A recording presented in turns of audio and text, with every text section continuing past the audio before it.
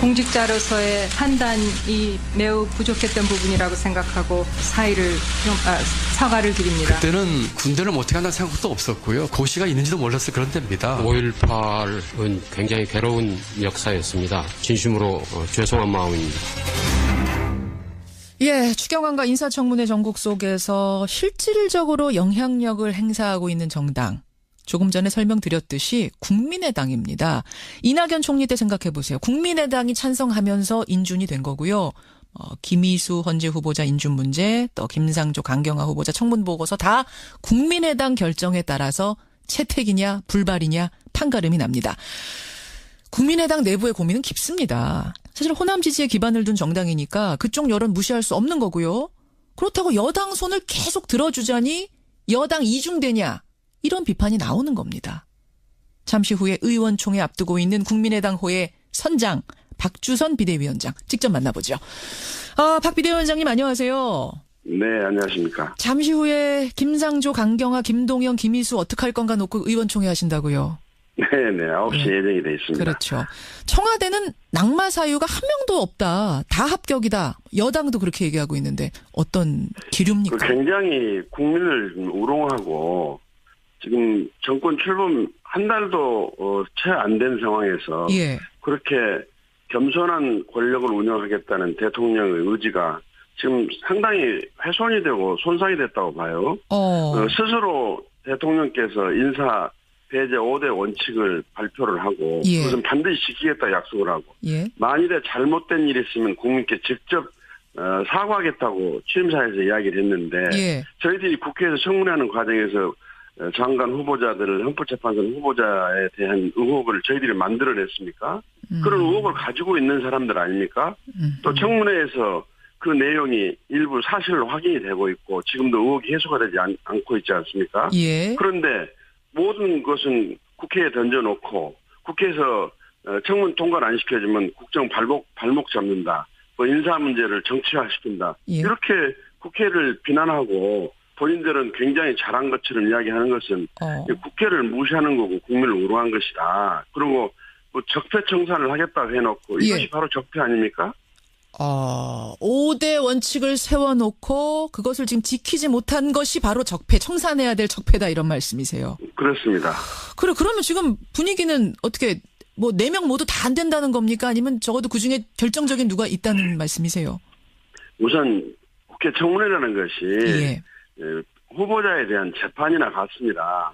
예, 청문위원들이 재판관 역할을 하면서 제기된 의혹을 사사치 규명을 하고 당사자의 이제 변명을 듣고 그러는데 예. 아직까지 언론에 보도된 수준과 또 그것이 사실이라고 한다면 예. 국민적으로 공직 적합 후보자라고 판단받기는 어려우라고 생각합니다. 그런데 예. 저희 당에서는 오늘 9시부터 이제 청문위원들 보고가 있고 예. 거기에 대한 각계 의원들의 의견은 교환이 좀 있고 그렇기 때문에 오늘 의총 이후에 방침이 좀 정해지리라고 그렇게 봅니다. 다만 예. 헌법재판소장 후보자에 대해서는 오늘도 청문이 계속되기 때문에 그렇죠. 아직 청문이 끝나지 않는 상태에서 예. 당의 방침이 나오기는 쉽지 않겠죠. 김희수 후보자만 제외하고 이제 김상조, 강경화, 김동연 뭐 이분들에 대해서는 이야기가 오늘 나오는 건데 개인적으로는 네. 우리 비대위원장 개인적으로는 어떻게 보세요? 좀 위태위태한 후보가 보입니까? 참 예를 들면 외교부 장관 후보자 같은 분은 강경화 후보자. 예, 사상 최초로 여성 외교장관이 될 수 있는 분이고 예. 유엔에서의 다자외교에 상당한 그 경륜과 또 능력을 확보했다고 저희들은 평가를 했었는데 예. 그런 모든 것을 뒤집어 씌울 수 있는 의혹들이 너무 많이 생겨가지고 과연 이런 분을 임명을 해가지고 국민들이 공직에 대한 신뢰 그리고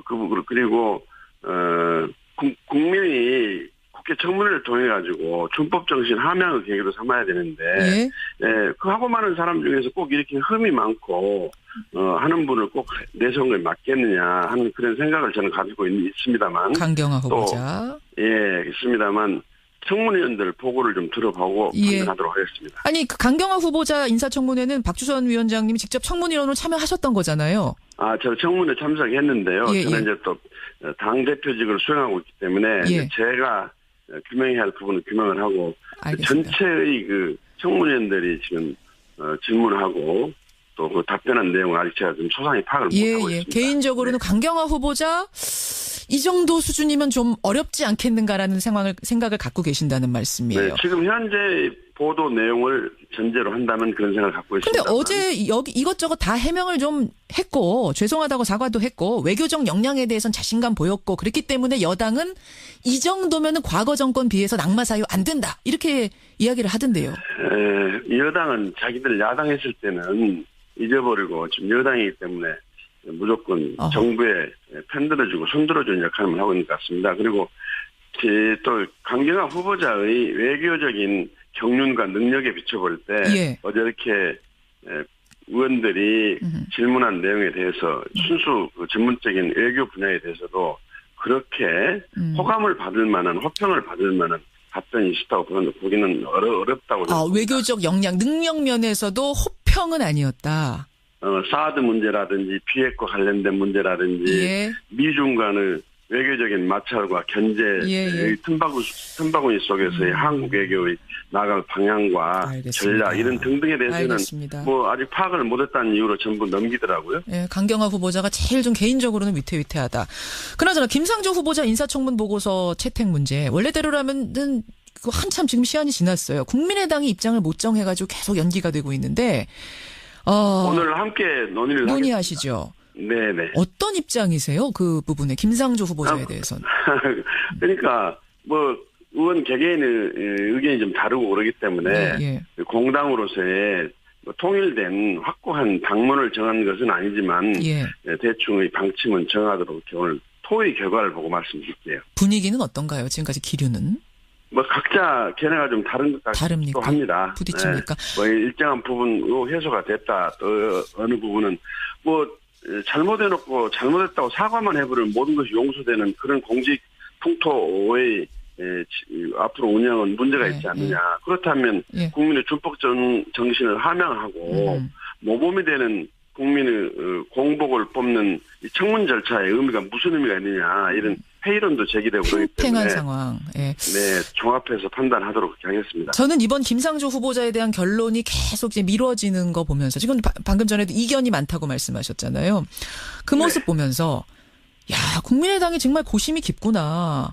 박 위원장은 그런 말씀하셨어요. 얼마 전에 우리는 당당하고 떳떳하게 준 여당으로서 새로운 정치 패러다임을 선도하겠다. 말씀 그렇게 하셨지만 자유한국당에서는 국민의당이 여당 이중되냐 이러고 민주당에서는 우리는 한 형제다 국민의당하고 협치하겠다고 그러지 않으셨습니까? 이러고 좀 난감하실 것 같아요. 중간에서 솔직히. 난감하면 원칙을 지키면서 정도를 걸어가면은 모든 길은 헤쳐나갈 수 있다고 저는 생각하고 있습니다. 그런데 자유한국당이 본인들의 주장과 본인들의 잣대에 동의해주지 않으면 모두 더불어당 이중대라고 폄하를 하는 그 자세는 아주 잘못됐다고 봐야죠. 과거 기득권 거대 양당 체제 하에서의 좀 군림하는 자세, 이건 도저히 용서할 수가 없습니다. 뭐냐면 이게 협치를 한다는 정당 간의 관계에 있어서 각 정당은 노선과 가치가 있고 당론이 있는 것인데 자기하고 함께 해주지 않으면 전부 다 폄하와 비하의 대상이 되어버린다면 어떻게 협치가 되겠습니까? 그리고 지금 국회의 구조가 더불어민주당 혼자서는 아무것도 해결할 수가 없습니다. 없죠. 그렇다고 야당이 무조건 정부 정책과 여당의 견제와 비판만 하고 국회 운영이 안 되도록 해버린 것이 과연 국민이 바라는 국회상입니까? 저희들은 원래 야당이기 때문에 야당으로서의 본연의 임무를 수행하면서 여당이 해야 될 바른 길을 가고 옳은 길을 간다면 그것도 마다할 이유가 없지 않느냐. 그래서 사실상 저희들이 여당의 손을 들어주지 않으면 여당의 역할은 불가능하기 때문에 준 여당의 역할이라는 소리를 듣더라도 케이스 바이 케이스로 역할을 제대로 독특하게 독자적인 판단과 가치를 가지고 돕기도 하고 비판과 견제도 하겠다 이런 취지 말씀을 드린 겁니다. 그런 의미에서 준 여당이라고 하신 건데 이제 자유한국당에서는 어떤 얘기까지 나왔냐면 사쿠라 정당 이런 얘기까지 사실은 원색적인 비난까지 막 나오더라고요. 그러니까 국민들이 그런 주장에 동의를 하시겠습니까? 알겠습니다. 지금 아직 적폐 또는 국정농단과 관련해가지고 예. 많은 책임을 지고 있는 자유한국당이 예. 성찰과 반성은커녕 자기 기준대로 자기 주장대로 따라주지 않으면 모든 걸 적으로 돌리는 논거도 없고 도저히 예. 동의할 수 없는 그 주장을 하는 것은 참 안타깝고 아쉽습니다. 알겠습니다. 박지원 전 대표가요. 새 후보자 모두 통과됐으면 좋겠다. 어제 청문회 보고 모두 통과됐으면 좋겠다 이런 얘기를 하시고 굉장히 좀 적극적인 입장을 내셨더라고요. 이건 어떻게 생각하세요? 글쎄요. 뭐 국회의원들이 각각 개개인의 의견을 낼 수는 있겠지만 당에서 의원총회를 해가지고 예. 의견을 모으는 절차가 아직 마련되지도 않았는데 개인 의견을 밖으로 내는 것이 과연 우리 현재 국민당이 처하고 있는 상황 속에서 바람직한 것인지 좀 생각할 점이 있다고 생각이 되고요. 예. 그리고 예. 청문회가 지금 진행도 되지도 않은 상태에서 언론에 제기된 의혹을 가지고 무슨 근거로 판단해서 의혹이 해소가 됐다는 이 정도 의혹은 문제가 안 된다느니 뭐 이렇게 말씀하신 것인지 저로서는 좀 이해가 안 되는 부분이 좀 있습니다. 아, 그렇군요. 아니, 박지원 전 대표의 이제 그 워딩들이 워낙 화제가 돼서 제가 잠깐 질문을 드렸는데,